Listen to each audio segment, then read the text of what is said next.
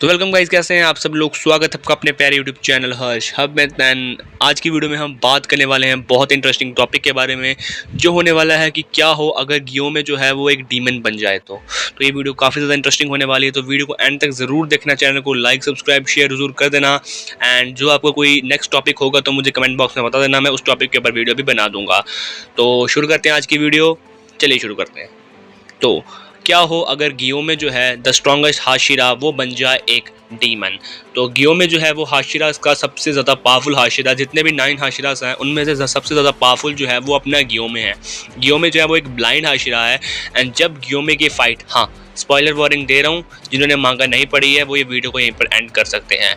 तो हाँ, जब गियोमे फाइट कर रहा था इन्फिनिटी कासल आर्क में कोकोशिबो से, तो कोकोशिबो ने खुद कहा था कि उसके 480 साल के एक्सपीरियंस में उसने आज तक ऐसा ह्यूमन बीइंग नहीं देखा जिसकी बॉडी परफेक्ट मतलब लिमिट तक पहुंच गई हो। मतलब जो गियोमे की बॉडी है वो एक ह्यूमन पीक लिमिट तक पहुंच चुकी थी। उसके मसल्स, उसकी स्ट्रेंथ, उसकी ड्यूरेबिलिटी सब ह्यूमन की पीक लेवल पे थी। मतलब अगर आप कोकोशिबो की नॉर्मल ह्यूमन वाली स्ट्रेंथ से गियोमे को कंपेयर करोगे तो गियोमन बहुत ही ज़्यादा अपर क्लास का है।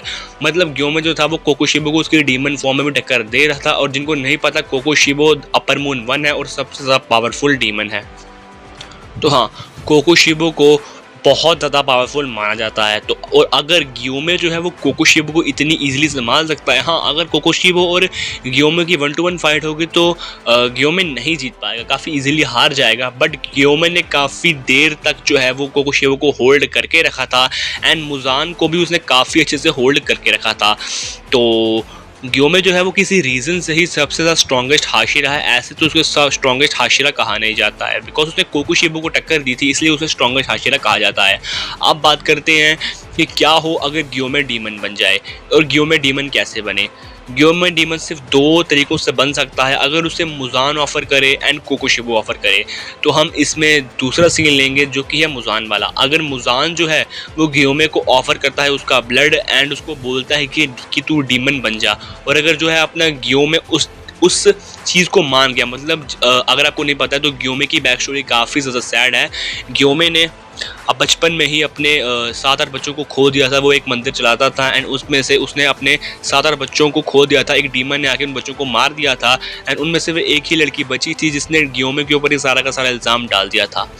तो गियोमे अगर उस चीज़ को सह नहीं पाया एंड गियोमे ईविल बन गया तो मुजान उसको ब्लड देकर डीमन में तब्दील कर सकता है। और अगर गियोमे डीमन बन गया तो गियोमे सबसे ज़्यादा ताकतवर अपर मून बनने की भी पावर रखता है। वो अकाज़ा डोमा को तो काफ़ी ईजिली डिफीट कर देगा एंड वो कोकोशिबो को भी रिप्लेस कर सकता है अपर 1 मून की पोस्ट के लिए। अब आप में से कुछ लोग बोलेंगे कि नहीं अगर गियोमे डीमन भी बन गया तो वो कोकोशिबो को रिप्लेस नहीं कर सकता है। तो जिनको नहीं पता है मैं उनको बता दूं कि गियोमे जो था वो कोकोशिबो को इक्वल टर्म पे टक्कर दे रहा था। एंड अगर वो डीमन बन गया, उसके पास उसकी आंखें भी आ गई, उसके पास उसका डीमन ब्लड आर्ट भी आ गया, उसके पास अगर वो डीमन बनेगा तो उसकी स्ट्रेंथ और भी ज़्यादा बढ़ जाएगी, वो और भी ज़्यादा साल जी पाएगा।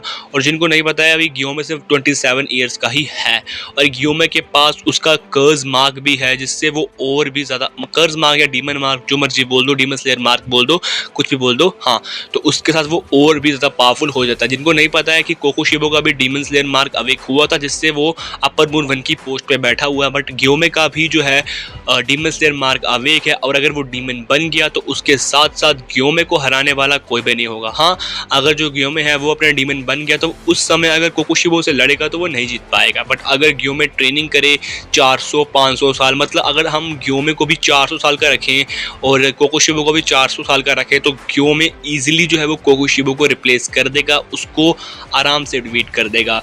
बिकॉज जो गियोमे की स्ट्रेंथ है ना वो एक पीक लेवल पर है एंड कोकोशिबो मेरे हिसाब से तो नहीं हरा पाएगा। अब अगर गियोमे डीमन बन गया तो स्टोरी लाइन क्या होगी। पहली बात तो गियोमे यूज़ करता है स्टोन ब्रीथिंग, तो अब उसकी स्टोन ब्रीथिंग अब कुछ डीमन टाइप की हो जाएगी।